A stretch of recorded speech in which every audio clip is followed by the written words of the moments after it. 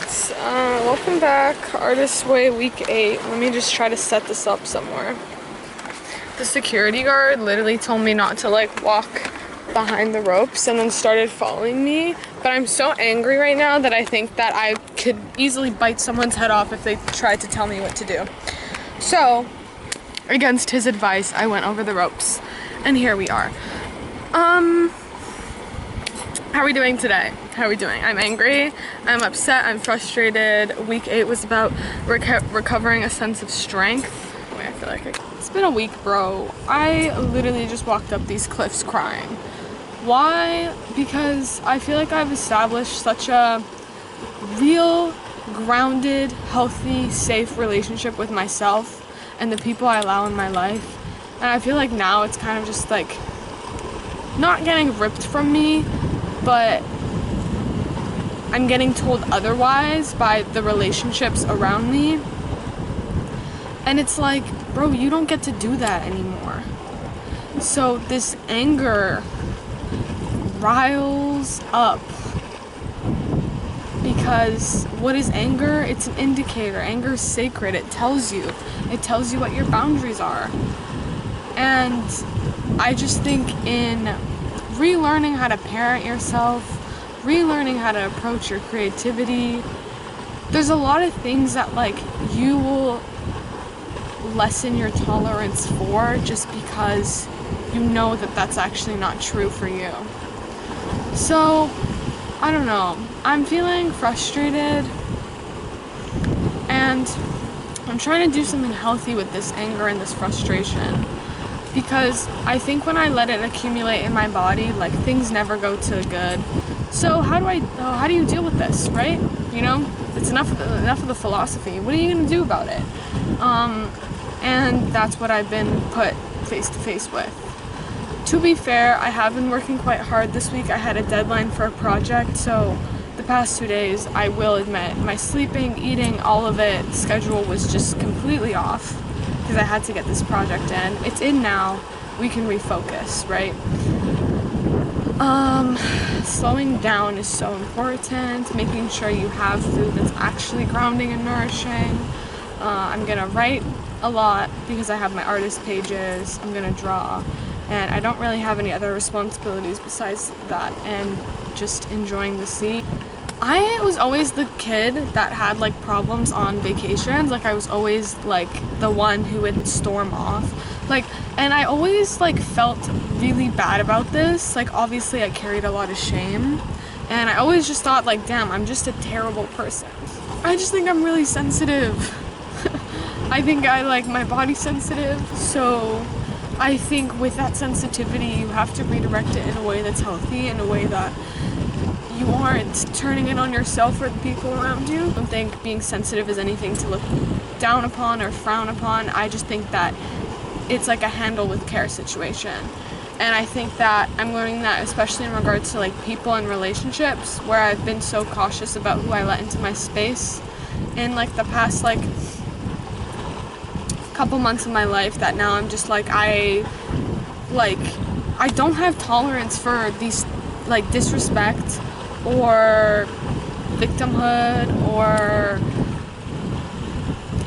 and I think that doesn't come from a place of thinking I'm better than. It comes from a place of I just need to feel safe in order to feel good and do the things that I love and help the people that I love.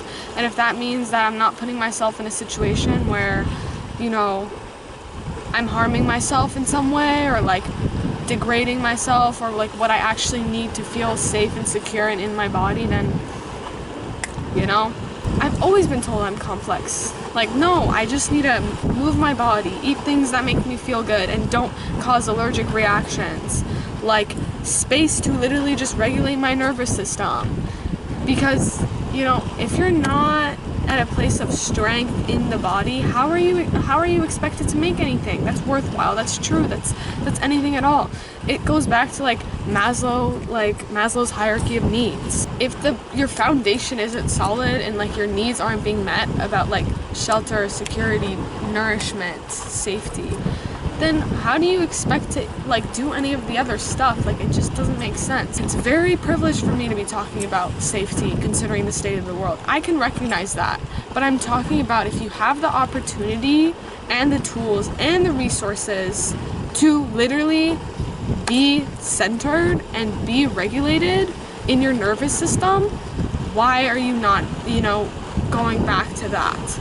Because I think it was the Bhagavad Gita that spoke about, like, your reality is literally just a reflection of your nervous system. That's all it is. So if your nervous system's dysregulated, why are you expecting things to come up in your reality that are centered or grounded or true or stable? And as much as I preach about, nervous system regulation, I also encountered moments where it's like I have to relearn the way. I have to take the tools, recenter, reconvene, regroup, and figure it out. I've been writing on and off since I started meditating-ish. Journaling was fun in middle school, but I was like, this is cringy. I'm not gonna have a conversation with myself. But when I started meditating, I guess I started to gravitate towards that as a way of integrating everything that had happened. Also I guess manifesting. Because I wrote about Italy before I moved there.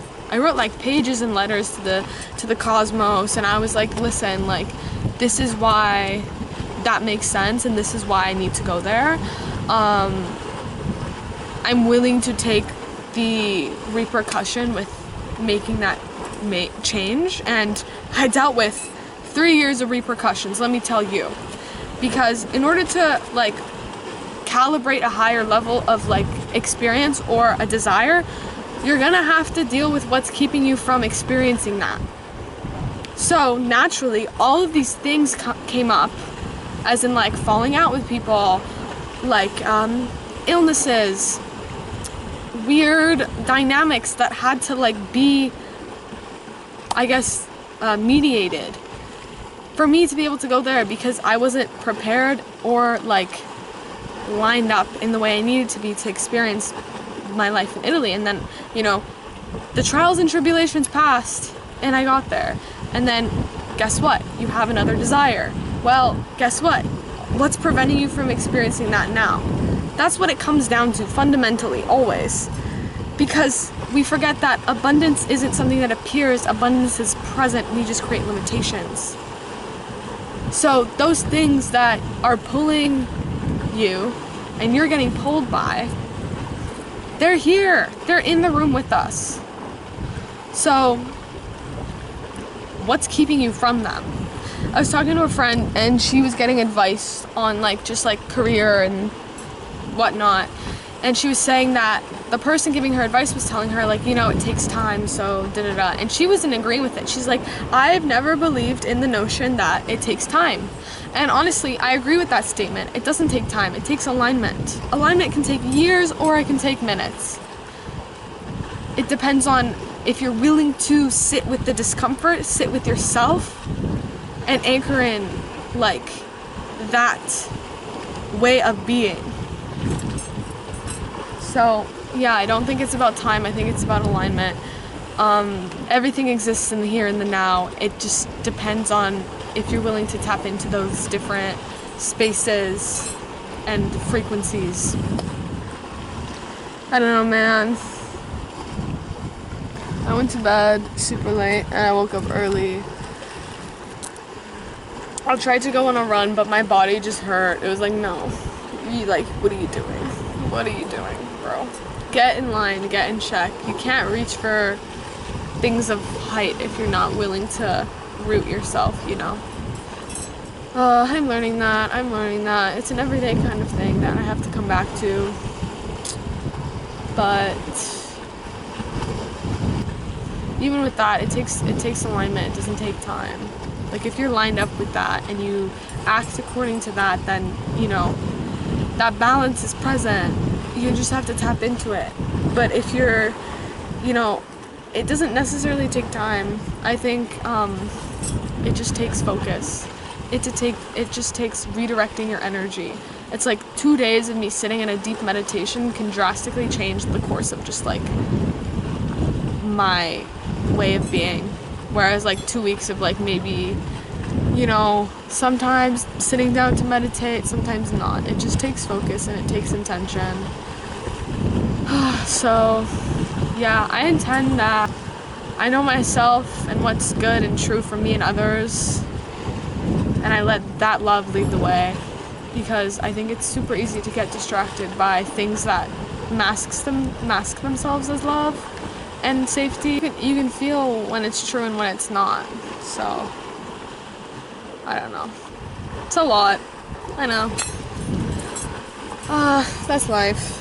Anyway, peace and love. I hope you picked up something, and I hope you're kind to yourself about being sensitive.